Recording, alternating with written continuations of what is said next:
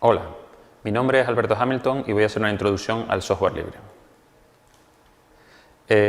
Todos hemos oído hablar de Linux y sabemos que es algo relacionado con programas gratis, pero podemos pensar, ¿es esto una trampa?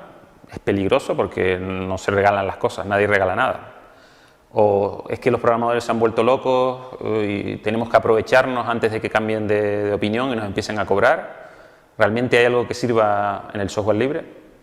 Pues bueno, a través de viendo los tipos de software, las distintas visiones del software libre y las ventajas del software libre, trataré de responder a estas preguntas.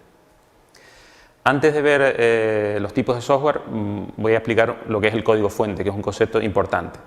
El software se crea a partir de un texto que escribe el programador, que es el código fuente, que contiene las instrucciones que la computadora puede interpretar y ejecutar. Es muy análogo a lo que sería una receta de cocina.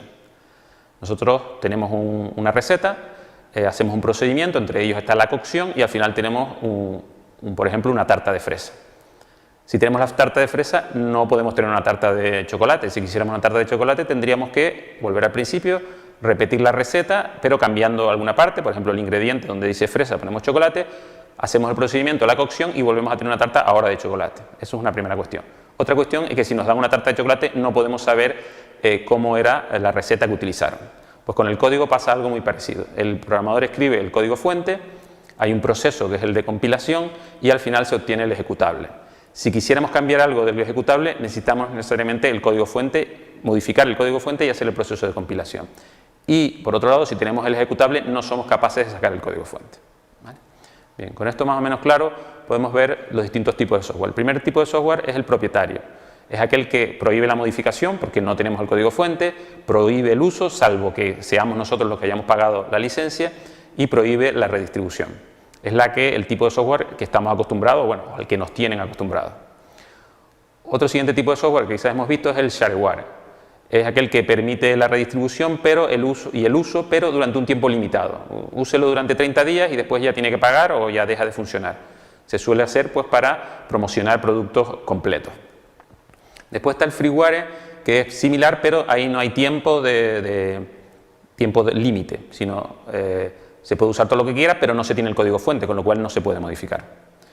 Después está el semilibre, que ahí sí lo podemos usar, lo podemos copiar, tenemos el código fuente, pero en la licencia aparece algo como solo para uso personal, no se puede usar en las empresas, etc. Y finalmente el software libre es aquel que tiene las 4 libertades. Tiene que tener la libertad para usarlo, ¿vale? Usarlo quien sea empresas, sean particulares, quien sea. Tiene que tener la libertad de copiarlo, o sea, si alguien nos pide ese software, se lo podemos dar una copia. Tiene que tener la libertad para poder modificarlo, es decir, tiene que tener disponible el código fuente. Y finalmente, la cuarta libertad es que nos dé la libertad para distribuirlo, ese software tal cual lo hemos recibido o con las modificaciones que nosotros hemos introducido. Entonces, todo aquel software que no es software libre se conoce como software privativo, porque nos priva de alguna de esas 4 libertades.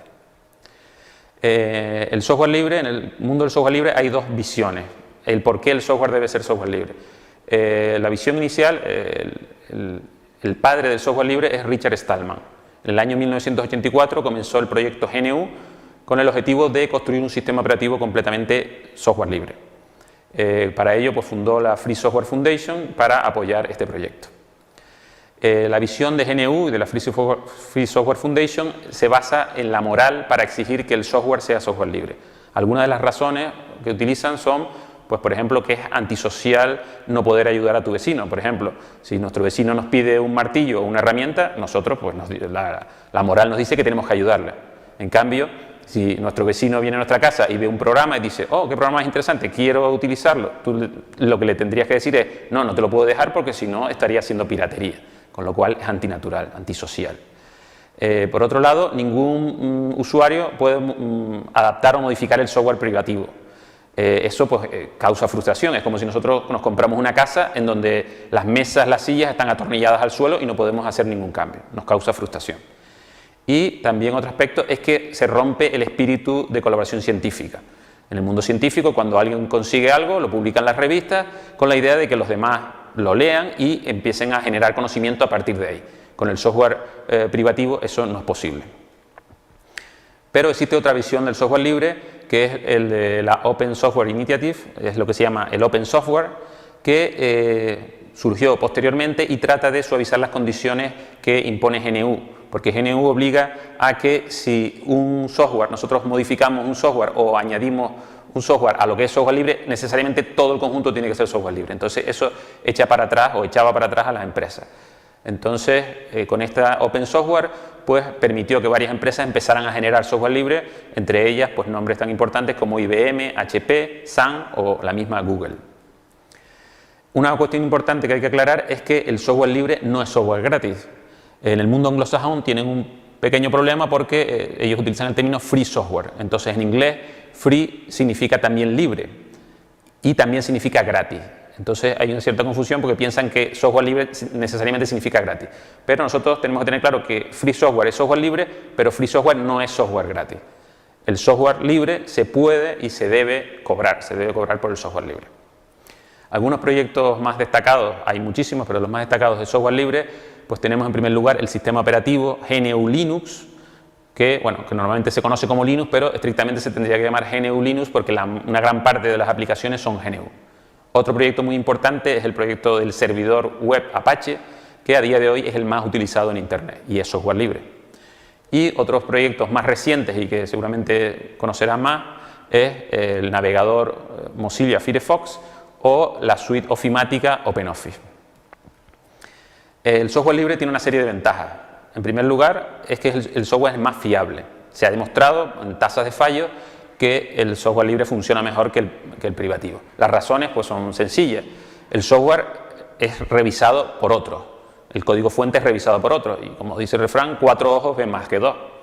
Además, la comunidad, los usuarios de software libre, que son programadores, pues son capaces de, si detectan un error, de informar de ese error o incluso de mandar las correcciones.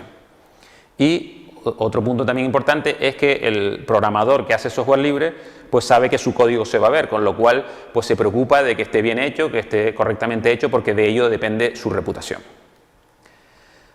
Para los clientes, es decir, para una empresa que compra software libre, pues con respecto al vendedor tiene una serie de ventajas, porque desde el momento si el vendedor desaparece o sube los precios o no es capaz de corregir los errores que tiene el software, esa compañía puede coger su código fuente e ir a otra compañía de software y decir dame el soporte. Y también se evitan los gastos derivados de la licencia, porque algunos software privativo pues necesita un sistema de servidores de licencias muy complicado y que supone un coste que con software libre no es necesario. La conclusión es que el software libre es una opción hoy, en muchos casos es la mejor opción. Yo, por ejemplo, hago todo mi trabajo exclusivamente utilizando software libre. El software libre está cambiando la forma de desarrollar software y está cambiando la forma de utilizar software. Si no lo has probado, tienes que probarlo. Muchas gracias.